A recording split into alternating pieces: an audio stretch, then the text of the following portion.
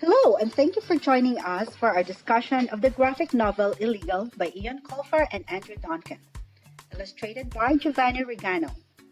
The story of Illegal follows out main character 12-year-old Ebo as he travels with his older brother Kwame from Ghana across the Sahara Desert to Tripoli, and then across the Mediterranean to Italy in search of their sister and a better life. Our story starts towards the end of Ebo's journey to Italy. We find Ebo and his brother Kwame on a six-person inflatable raft with 12 others. One of the other passengers, Razak, comments that Ebo should not be there and that it is unlucky to travel with family because someone must live on to carry the family name, and Ebo thinking that he may be right. Why do you think that Razak singles out Ebo? At this point, we don't know anything about the character of Razak, so we may be inclined to think that he is the superstitious naysayer of the group, and that he's looking for someone to blame for their current predicament. But after having read the entire story and understanding the interaction that the characters have had with one another, I personally think that he didn't believe that the group would survive, and he wished that Ebo, who he knows to be a kind and diligent child, would be spared from that same end. After we leave the group on the inflatable boat, we are taken back to Ebo's home, where we are able to see his living conditions and get a sense of what his daily life is like, as well as gain some insight into the motivation for his journey, which is to follow his brother. In Ebo's place, could you see yourself making the same decision, and why? Well, personally, all that I can say is that I am not sure that I would have had the strength, especially as a 12-year-old, to leave everything that I had ever known to go on such a dangerous journey. I know that Kwame is the only family that he really has left, other than his uncle and sister, both of whom provide more reasons to go than stay, but we have to realize that Ebo has the option of staying in a familiar place that he's always known. Living in a hut, laboring by day, and taking care of his alcoholic uncle by night, and uncertain that he'll ever see his brother and sister again.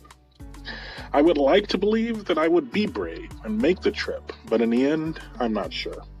True. But eventually, Ebo makes it to Agadez, a large city, and his last stop before the Sahara crossing. At this point, he still does not know where his brother is. His brother could be in Agadez, he could be crossing the Sahara or the Mediterranean, or in Italy, or even dead. Initially, when he realizes how large the city is, he despairs at finding his brother, but manages to pick himself up and eke out a meager living on the streets of the city. Does this seem like a fool's errand? And what do you believe drives his persistence? Ebo's persistence, I think, is based in part on his firm belief that his brother and sister are out there somewhere, and the knowledge that if he doesn't struggle, he'll die. He comes across an unopened box of antiseptic pads, and he uses those to build a network that allows him to find work and food and shelter and basically survive. From what I saw at this point, I felt that he would have been okay, even if he never found his brother, which we know he does because the story begins with them on a boat together. Oh, so Ebo finds his brother in Agadez when he is asked to sing at a wedding. They then save up enough money to pay for passage across the Sahara. As we know, this doesn't exactly work out without any problems. Ebo, Kwame, and a few others are displaced from the truck to make room for smuggled goods and left to die. What are your thoughts on how the group handled the situation? Could they have done anything differently? I know the saying about there being no honor among thieves, or in this case human traffickers, but it's not as if the driver was taking them across for free. They received money from all the people in the truck, and even those that they left behind to die. If the argument is that they make more money smuggling than the goods rather than people, then they should just do that instead. Or only take so many people on the truck if they know that they're going to need room for the smuggled goods later. I also would have maybe liked to see if the group could try to get the abandoned Jeep to work before they decided to walk the rest of the way on foot. The group manages to make their way across the Sahara and into Tripoli.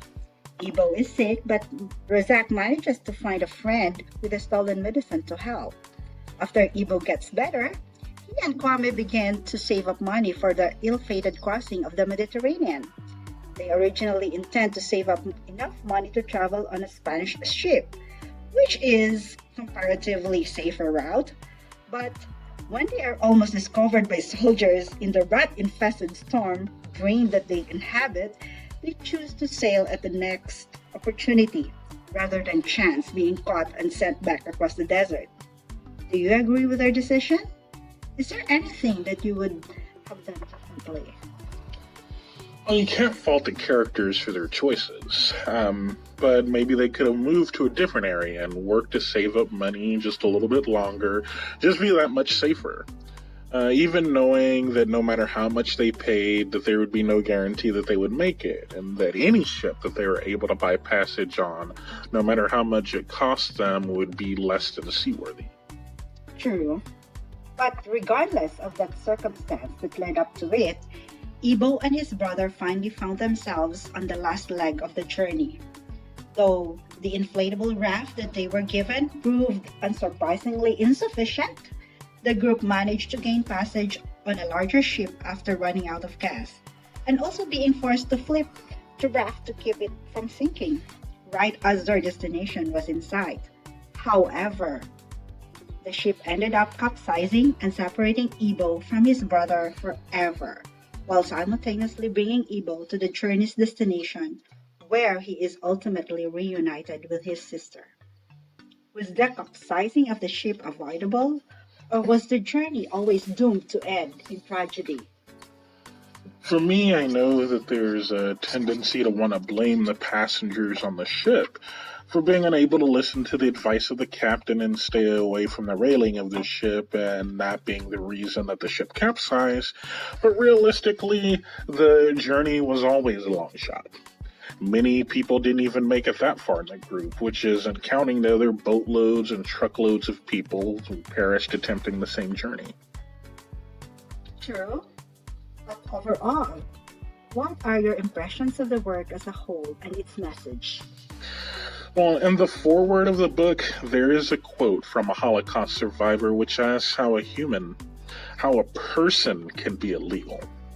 I know that there's an underlying fear of not having enough, which is what keeps us as a human race fragmented. For the most part, we accept ourselves and tolerate the people that we're born and raised around, but anyone we can find a reason to see as other, we reject. All of the people who made the dangerous journey, risking their lives and some losing them, had different reasons for making the trip, but the same goal. And that goal is a better life, and who doesn't want that? True. I feel that we're so busy sometimes coming up with reasons that we can't help others that we forget to question why things must be the way that we say and believe that they must. Well, that's all the time that we have today. Thank you again for joining us for today's book discussion of Illegal by Ebo and Kwame. And please join us next time when we delve into another work. Please visit us online at hcpl.net, as well as download the Overdrive or Libby apps in order to check out our electronic materials, including e-audiobooks and ebooks. Also, keep an eye out for more digital content from the North Channel branch and the Harris County Public Library systems. Thank you for watching.